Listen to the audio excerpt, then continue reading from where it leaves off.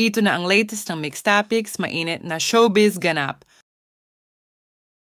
Ito na mga kamix ang mainit-init na scoop ngayon. Alden Richards and Catherine Bernardo, iba ang chemistry. Kahit minsan pa lang sila nagkatrabaho. Hindi nga ba nagkailangan ang Katden sa unang pagkikita at gaano nga ba sila ka-comfortable sa isa't isa kapag magkasama?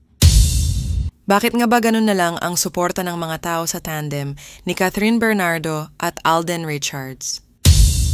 Talaga namang pinag-uusapan ng Katden tandem hanggang ngayon simula nung naghiwalay ang Katniel.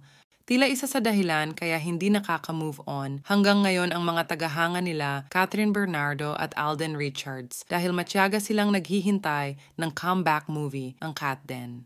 Hindi naman lingid sa kaalaman ng nakararami na talaga namang sinuportahan ng maraming fans ang tandem na ito. Sino ba naman ang hindi mapapahanga sa ipinakitang husay nila Alden at Catherine sa kauna-unahan nilang pelikula ang Hello Love Goodbye? Kahit siguro sino sa atin ay inabangan noon ang movie nilang dalawa, kaya naman hindi na makapaghintay ngayon ang mga Katden fans. At iba pang umiidolo sa Katden ang pagbabalik nila sa big screen pati ang part 2 ng kanilang unang pelikula na Hello Love Goodbye. Marami mang nalungkot sa paghihiwalay ng Katniel dahil marami din ang humanga sa kanilang dalawa. At the same time, marami ding nasabik sa pagbabalik ng Katden dahil wala na daw maghihigpit kay Catherine para gawin ang mga pelikulang gusto niyang gawin. Wala na siyang bigat na pinapasan dahil malaya na siyang gawin ang mga role na gugustuhin niya para mag-grow pa siya lalo.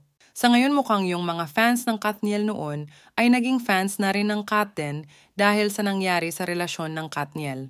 Kung babalikan nga ang mga ilang interviews at videos nila, Catherine Bernardo at Alden Richards ay napaka-witty at talaga namang napakalakas ng chemistry ng dalawang ito. Natural na natural ang kanilang pag-uusap at pag-collaborate sa mga eksena. Isa pa, parang tila lagi silang nakangiti palagi pag magkasama ang dalawa. Talaga naman kahit sinong fans kung papanoorin ang dalawa, ay kikiligin talaga, napakaganda ng aura nila at ang gaan nilang panoorin. Parang lumalabas ang pagkamakulit nilang dalawa sa isa't isa. Napaka-witty talaga nilang tignan at sobrang nakakakilig. Kung isipin unang pagkakataon pa lang na gumanap sina Alden at Catherine sa kakaibang role pero iba ang datingan nilang pareho, talaga naman na nagbigayan silang dalawa sa bawat eksena. Sabi ng Ninja sa interview nila noon na opposite si Joy kay Catherine Bernardo, at ibang-iba ang kanilang personalidad sa totoong buhay. Ganon din si Alden, malayo sa totoong buhay kay Ethan, pero nabigyan ng Katden ng hustisya ang kanilang karakter. Kung sa bagay ay swak na swak talaga silang dalawa, kaya naman tila napakaraming mga fans ang kinikilig pag napag-uusapan ang Katden. Hiling ngang mga Katden fans na sana magkaroon na sila ulit ng bagong pelikula at part 2 ng Hello Love Goodbye. Lalo pa daw ngayon na hiwalay na si Catherine Bernardo kay Daniel Padilla, wala na daw makakapigil pa sa pag-grow ni Catherine bilang isang artist. Sa mga interviews naman ng Katden noon, hindi naman daw sila nagkailangan. Ang unang impression lang daw ni Catherine kay Alden ay mature, responsible person ang itsura at nakyukyutan daw siya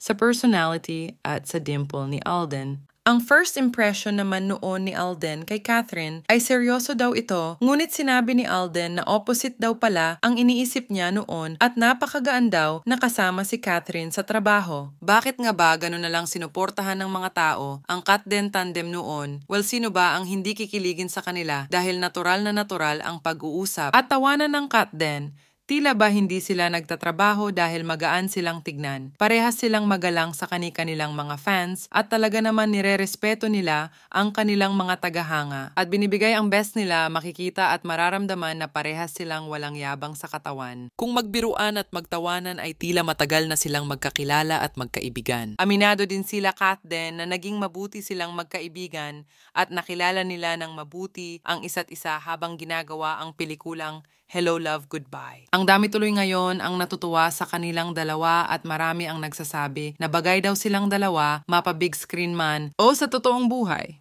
Pero yun na nga, sila pa rin ang makakapagdesisyon para sa kanilang personal na buhay. Marami tuloy mga fans ang napakomment sa dalawa. Ito ang mga ilan sa mga comments. This tandem is giving me the feels, ewan ko ba, but Catherine is so bubbly and Alden is such a gentleman without shoving it all in our throats. I love it. Comment pa yung isang fan. Star Cinema, you've discovered a fresh and talented tandem. Don't waste on them and give them more projects together in the future. I'm sure a lot of people would agree with me. What's nice about this tandem is di kailangan magpa-sweet para mag-click silang dalawa. May chemistry talaga kahit sa mga interviews nila. Kudos sa lahat ng cast. Please, sana may part 2. Pretty please. Nagmamakaawa ako. LOL. Dagdag pa ng isang fan, love all the digital ad of Catherine and Alden. It's fun, playful, good vibes, and sobra lakas ng chemistry nila na wala sa iba. Plus, they really looked so good together. Catherine is so addicting. We want more. Nakakatuwa ang mga comments ng mga fans. Talaga naman nasasabik na ang lahat sa comeback movie ng Katden, 4 na taon na rin ang nakalipas nung mapanood ang Katden sa big screen. Ano ang masasabi ninyo sa talakayang ito?